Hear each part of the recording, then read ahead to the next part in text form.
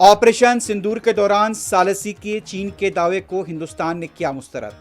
कहा, इस मामले में तीसरे फरीक का कोई रोल नहीं।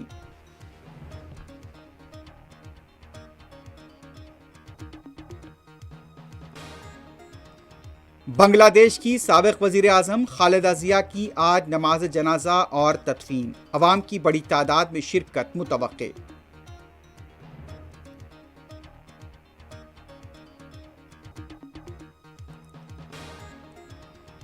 साल 2025 का आखिरी सूरज तुलू देखने के लिए अवाम में दिलचस्पी। साल नौ के जश्न की तैयारियां जारी।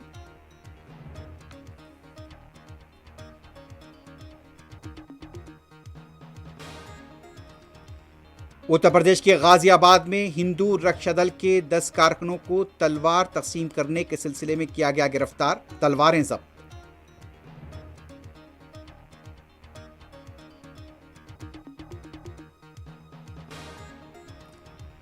हैदराबाद के बालानगर में टू व्हीलर की टक्कर से पैदल राहरू हलाक, बाइक सवार जोड़ा जख्मी।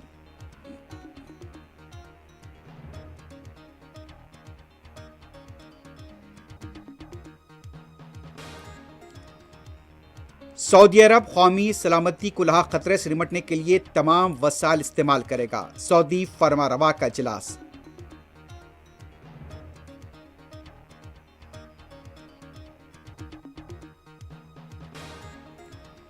साल 2025 इंसानियत के खिलाफ मजालिम से भरा रहा।